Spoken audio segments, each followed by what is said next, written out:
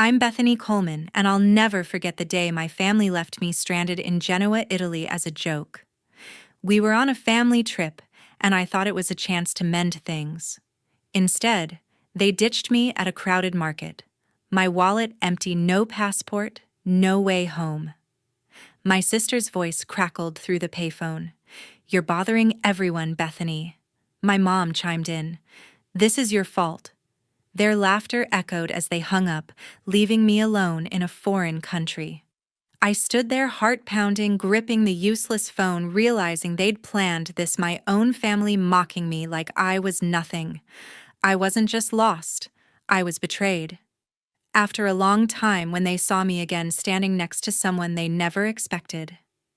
Let's just say my dad's jaw hit the floor and he shouted something that changed everything. Stick around to find out who it was. If you've ever been hurt by family, hit that subscribe button and drop a comment below. Tell me, what would you do if your family pulled something like this? I read every single one. Growing up in New York, I was always the odd one out in our family. My sister Lindsay, 5 years older, was the golden child, polished perfect, and already climbing the ranks at a big bank by the time she was 27. My parents couldn't stop bragging about her. "Why can't you be more like Lindsay?" My mom Cheryl would snap, her voice cutting through me whenever I stayed up late sketching. My dad Gary rarely said anything, but his silence screamed agreement. To them, my love for painting was a childish phase, not a future. At 22, I was still searching for myself, but in their eyes, I was a letdown, a dreamer who didn't fit their idea of success. Our house in Queens was a pressure cooker of expectations. Cheryl ran a tight ship, obsessed with how we looked to the neighbors. She'd glare at my paint-splattered jeans, muttering, "You're embarrassing us with those rags." Once she grabbed my sketchbook and tossed it on the counter like it was worthless. "Stop wasting your life on these scribbles," she said. Gary would just nod, avoiding my eyes. "Get a real job, Bethany," he'd mumble if he spoke at all. Lindsay was the worst. At family dinners, she'd smirk at my drawings, saying, "That's cute, Bethany, but it's not a career." Everyone would laugh like my dreams were a joke they were all in on. School didn't offer much refuge. I was studying art at NYU, pouring my soul into every canvas, but I felt out of place among classmates chasing fancy gallery internships. I worked part-time at a coffee shop to afford paint, barely scraping by. That's where I met Eric, my boyfriend at the time. He was a business major, all charm and big plans for a corporate life. At first, he seemed to understand me. We'd talk late into the night about my art, and he'd promise to cheer me on. But when I told him I wanted to skip grad school and focus on painting, his face changed. "You're throwing everything away, Bethany," he said, his voice icy. "I need someone with real ambition." Just like that, he walked out, leaving me to doubt every choice I'd made. The sting of Eric's betrayal was bad, but my family's reaction hurt more. When I told Cheryl about the breakup, she just shrugged. "If you'd listened to him, maybe he'd have stayed," she said, sipping her coffee like it was nothing. Lindsay leaned back in her chair, tossing her hair. "You're too much, Bethany, always chasing fantasies." Gary didn't even look up from his newspaper. It was like I only existed to be criticized. Every family gathering was a reminder of my failures. They'd rave about Lindsay's promotions, her sleek apartment, her perfect life, then turn to me with pity or scorn. "When are you going to grow up?" Cheryl asked once, her tone dripping with disappointment. I wanted to fight back, but I just sat there biting my tongue. I started dodging family dinners, hiding in the studio instead. Painting was my sanctuary, the one place I felt alive. But their voices, Lindsay's taunts, Cheryl's lectures, Gary's silence followed me everywhere.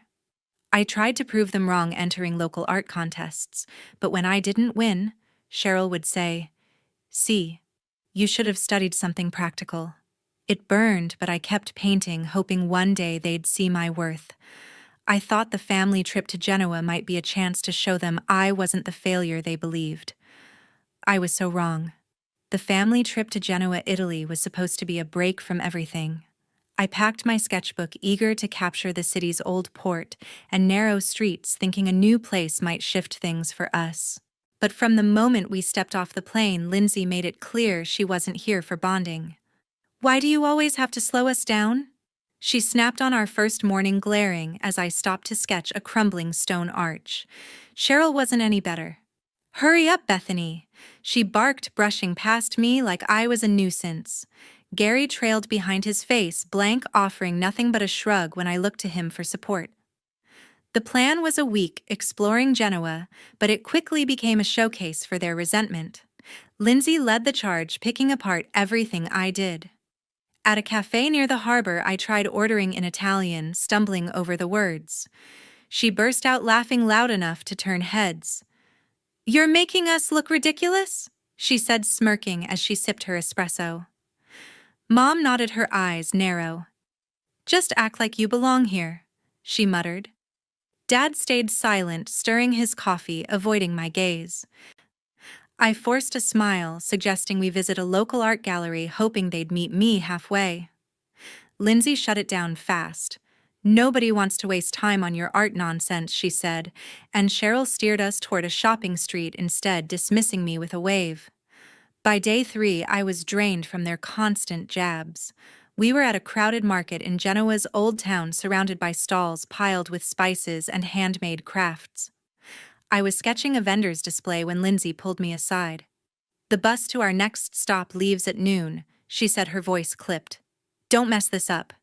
I checked my watch, 11:30, and rushed to gather my things. But when I reached the bus stop, it was deserted. My stomach dropped. I scanned the street, hoping they were nearby, but my phone rang instead. It was Lindsay. "We're already on the bus," she said, her tone smug. "You were too slow." I heard Cheryl in the background laughing. "You'll figure it out," she added. Gary's chuckle came through faintly. "Just a little prank," Lindsay said before the line went dead. I stood there, my hands trembling, gripping the phone. The market's noise faded as my pulse pounded in my ears. I reached for my wallet. Nothing, not a single euro. My passport was in Cheryl's bag, gone with them. They'd planned this, left me stranded in a foreign country, and laughed about it. I called Lindsay back, my voice shaking. "Why would you do this?" I asked. She didn't even pretend to care. "Maybe now you'll stop dragging us down," she said, her words sharp as knives. The call ended, their laughter ringing in my head. I was alone, abandoned and humiliated. I paced the market, my mind spinning. Part of me wanted to run after them, to beg them to come back. I could almost hear Lindsay's smug voice, Cheryl's dismissive tone, Gary's silence. But something else took hold, a spark of anger, of defiance. I'd spent too long trying to win their approval, only to be mocked. Standing in that chaotic market, I realized I didn't have to play their game anymore. That realization would shape everything that came next. I chose to stay in Genoa. It wasn't just about refusing to crawl back to my family, it was about proving I could build something of my own. With nothing but my sketchbook and a stubborn streak, I set out to carve a life in this unfamiliar city, betting everything on my art. Finding a place to live came first. I had no money, no passport, just a backpack with clothes and pencils. Wandering the narrow streets, I found a shabby hostel near Genoa's port. The owner, an older woman named Maria, noticed my frayed jacket and tired eyes. "You need help?" she asked, her voice gruff but kind. I didn't tell her about Lindsay, Cheryl, or Gary, just that I was stranded and could draw. I offered to sketch her portrait for a night's stay. She nodded, and I spent hours capturing her lined face, each stroke a small act of defiance. That drawing earned me a creaky bed for the night. Surviving meant finding money fast. Maria let me stay longer if I cleaned rooms, scrubbing sinks, and sweeping floors for a few euros. It was backbreaking, but it gave me a roof while I figured things out. During breaks, I sketched on the streets, drawing Genoa's colorful docks and bustling squares. Tourists would pause, some dropping coins into my pencil case. Those coins bought bread and cheap coffee, enough to keep me going. I ignored the buzzing of my phone, Lindsay and Cheryl calling, probably expecting me to beg for a ticket home. I didn't pick up. They'd left me with nothing. I'd show them I needed nothing from them. Breaking into Genoa's art scene was tough. The city was bursting with talent, and I was an unknown with no connections. I spent days pitching myself to cafes and small galleries, offering murals or sketches for sale. Most doors slammed shut, but one cafe owner, Luca, took a chance. He wanted a mural of the Liguria coast on his shop's wall. "Do it fast," he said, eyeing me skeptically. I painted through the night, my hands cramped from gripping brushes blending blues and golds, until the wall came alive with crashing waves. By dawn, Luca handed me €50, his gruff face softening. "You got skill, kid," he said. That money felt like a lifeline. I moved into a cheaper place, a tiny room in a shared apartment with two women who spoke little English. The walls were peeling, the sink dripped, but it was mine. I stretched every euro living on pasta and market fruit and kept drawing. The hostel work dried up, so I leaned harder into my sketches, selling quick portraits to tourists in the piazza. Each sale, even just a few euros, was a win, a brick in the life I was building. At night, doubts crept in. I'd lie on my thin mattress staring at my sketchbook, hearing Cheryl's voice, "You're wasting your life." Lindsay's sneer, "You're not a real artist." Gary's silence, heavier than words. I pushed them away, forcing myself to paint each morning. Over weeks, I found a rhythm.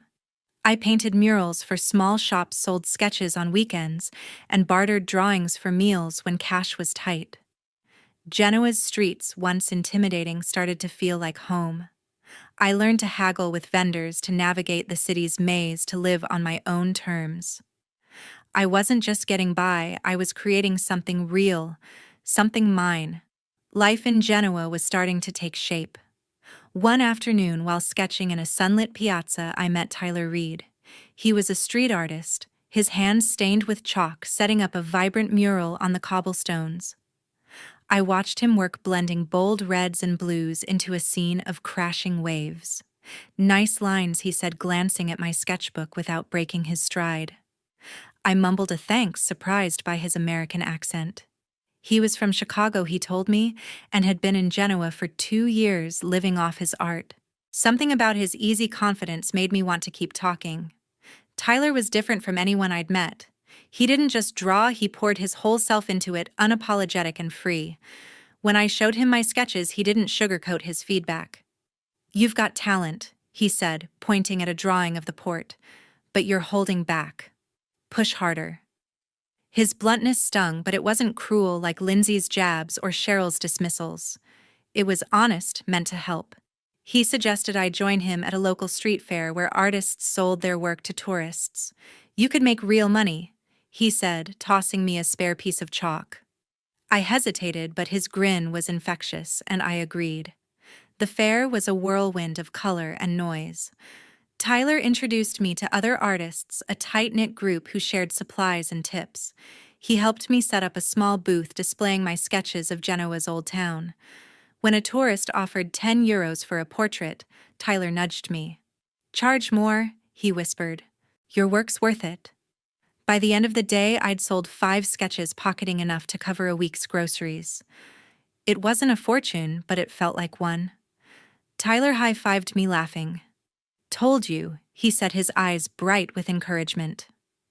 Over the next few weeks, Tyler became a friend. He showed me the best spots to draw, hidden alleys with crumbling arches, docks where the light hit just right. He connected me with a bar owner who needed a mural for his patio. "Bethany's your girl," Tyler told him, clapping me on the shoulder. I landed the job painting a sprawling vine design that took 3 days and earned me €100. Tyler didn't just open doors. He pushed me to trust my skills. "You don't need anyone's permission to be great," he said one night over cheap wine. His words stuck, drowning out Mom's lectures and Lindsay's sneers. Living in Genoa was still a challenge. I struggled with the language, fumbling through conversations with locals. My tiny apartment with its creaky floors and thin walls felt like a far cry from home. But Tyler's presence made it easier. We'd spend evenings sketching together, swapping stories about our lives. He'd left Chicago after a falling out with his own family, chasing art instead of their expectations. "You're not alone in this," he told me, his voice steady. For the first time, I felt seen, not as a failure, but as someone with potential. I started to find my footing. The bar mural led to another job, painting a storefront with a scene of Genoa's lighthouse. I learned to haggle with vendors for supplies to navigate the city's winding streets without a map.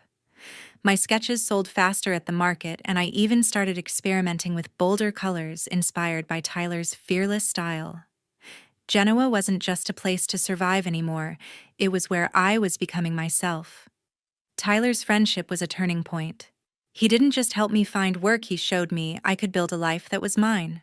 And that life was about to take an unexpected leap forward. My art was finally finding its place in Genoa.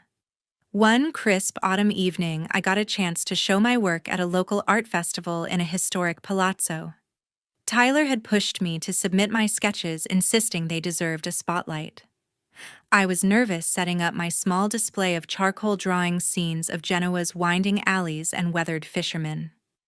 The crowd buzzed with locals and tourists, their voices echoing off the marble floors.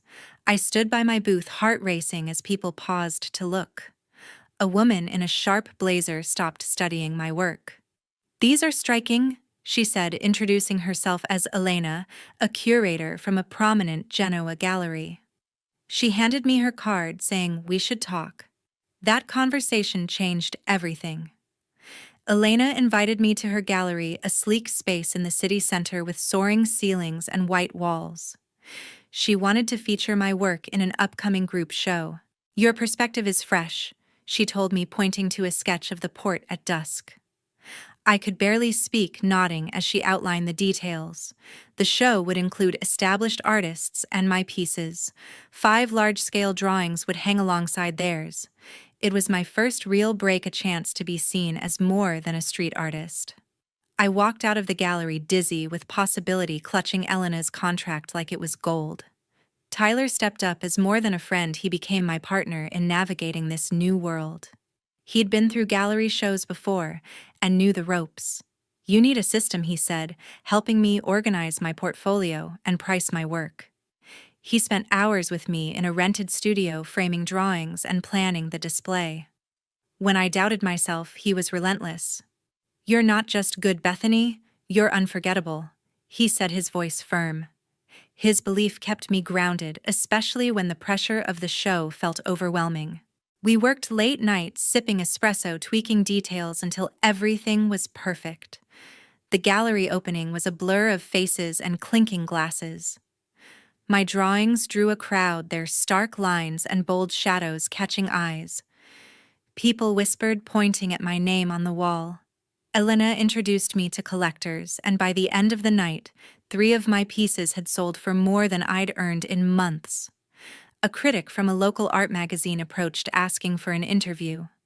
"You're one to watch," he said, scribbling notes. I felt like I was floating, like Genoa had finally claimed me as its own. Tyler and I celebrated the show's success at a small trattoria, splitting a bottle of wine. He raised his glass, grinning. "To you, taking over the art world," he said. I laughed, but his words sank in. The gallery wanted more of my work, and Elena hinted at a solo show if sales kept up. Tyler offered to handle logistics, scheduling, contract, supplies, so I could focus on creating. "We're a team now," he said, and I felt a warmth I hadn't known in years. I was no longer the girl scrambling to survive. I was an artist with a future. Genoa's art scene embraced me, but the path ahead held bigger challenges. 5 years had carved a new path for me. Back in New York for my first major solo exhibition, I stood in a sleek Manhattan gallery surrounded by my paintings, bold canvases of Genoa's rugged coastlines and vibrant streets. The room hummed with critics, collectors, and curious locals, their murmurs blending with the clink of wine glasses. I'd worked tirelessly for this moment, pouring my soul into each piece. Tyler, now a celebrated artist himself, stood by my side, helping manage the crowd and fielding questions from curators. His presence was a quiet anchor, his sharp grin cutting through my nerves. The exhibition was a triumph. My paintings sold faster than I could track, with collectors offering thousands for pieces I'd once sketched on Genoa's cobblestones. A reviewer from an art magazine called my work raw and commanding, snapping photos for a feature. I was no longer the girl who'd been left behind. I was Bethany Coleman, an artist making waves. Tyler leaned in, whispering, "You're killing it." I smiled, feeling the weight of years of struggle lift just a little. Then I saw them, Lindsay, Cheryl, and Gary, weaving through the crowd. My stomach twisted. I hadn't spoken to them since Genoa, ignoring their calls and messages. Lindsay's face was all false warmth, her smile tight as she approached. "Bethany, we're so proud," she said, her voice dripping with pretense. Cheryl stepped forward, clutching her purse. "We made a mistake," she said, her eyes darting around the gallery. "We want you back in our lives." Gary nodded, his expression stiff. "Let's put the past behind us," he added, his tone flat. Their words felt rehearsed, their eyes lingering on the sold signs next to my paintings. I wasn't fooled. They hadn't come to apologize, they'd come for a piece of my success. Lindsay's gaze flicked to the price tags, her lips twitching. Cheryl kept mentioning family connections in New York, hinting at introductions to wealthy friends. Gary's eyes narrowed when he spotted Tyler, who was charming a group of collectors nearby. "Isn't that Tyler Reed?" Gary muttered, his voice sharp. Then he froze, recognition hitting him. "You're working with him," he shouted loud enough to turn heads. The room quieted, eyes on us. Tyler turned, his calm demeanor unshaken. "Problem, sir?" he asked, stepping closer. Gary's face reddened. He'd clearly heard of Tyler. His murals were now famous, featured in galleries from London to Tokyo. "You're that street artist," Gary spat, pointing a finger. "You think you're better than us?" Lindsay grabbed his arm, hissing, "Gary, stop." But he shook her off, his voice rising. "You left us for this guy, Bethany. After everything we did," I stared, stunned by his audacity. "Everything they did. They'd abandoned me in a foreign country," laughed as I struggled. Tyler placed a hand on my shoulder, his voice low. "You don't owe them anything," he said, steady as ever. I faced my family, my voice calm but firm. "You don't get to walk in here and claim credit for my life," I said. "You left me with nothing. I built this without you." Lindsay's smile faltered, her eyes cold. Cheryl's face tightened, but she stayed silent. Gary sputtered, but the crowd's attention made him shrink back. "You'll regret this," he muttered, turning away. Lindsay and Cheryl followed their heels, clicking as they left the gallery. The air felt lighter with them gone. Tyler squeezed my shoulder, nodding toward the crowd. "Focus on what matters," he said. I took a deep breath, turning back to the collectors, answering their questions with a renewed confidence. The night ended with nearly all my paintings sold, and a curator approached about a European tour. I'd come back to New York not to reclaim my past, but to prove I'd outgrown it. That night set the stage for what was coming next. My story had come full circle. After the New York exhibition, I returned to my studio, a sunlit loft overlooking the Hudson. Tyler and I sat down to process what had happened. The confrontation with Lindsay, Cheryl, and Gary lingered, but we agreed they didn't deserve a place in our lives. Their fake apologies at the gallery were just another attempt to leech off my success. Tyler, now a force in the art world, was blunt. "They're not your family," he said, his voice steady. "Family doesn't tear you down." I nodded, feeling a weight lift. I didn't need their forgiveness or approval. I'd built my own world without them. Lindsay's reputation took a hit soon after. Word spread in New York's tight-knit art circles about her behavior. Her sharp tongue and manipulative tactics were no secret. A few gallery owners who'd overheard her snide remarks at my show started whispering. Socialites she'd once charmed turned cold when stories of her abandoning me in Genoa surfaced. Her carefully curated image as a perfect daughter and socialite began to crack. She called me once, her voice bitter. "You're ruining my life," she hissed, blaming me for her downfall. I hung up unfazed. Her toxicity had caught up with her, and I wasn't responsible for the consequences. Cheryl and Gary faced their own reckoning. Their social circle, once propped up by Lindsay's connections, shrank as people distanced themselves. Mom tried reaching out through emails, her words laced with guilt. "We can still be a family," she wrote, but it felt hollow. Gary sent a single text. "You owe us an apology." I laughed at the irony. They'd left me to fend for myself in a foreign country, yet expected me to grovel. I blocked their numbers, cutting the last ties. Their isolation was their own doing, not mine. I'd spent years chasing their approval, but now I saw it for what it was, a trap that kept me small. The lesson hit me hard, and it's one I carry every day. Self-reliance and believing in your own worth are worth more than the approval of a family that only brings you down. I learned it the hard way, starting with nothing in Genoa, scraping by on sketches and stubbornness. Tyler's support showed me what real connection looks like, not conditional, not manipulative, but rooted in mutual respect. My art, once a lifeline, became my voice, telling stories of resilience and defiance.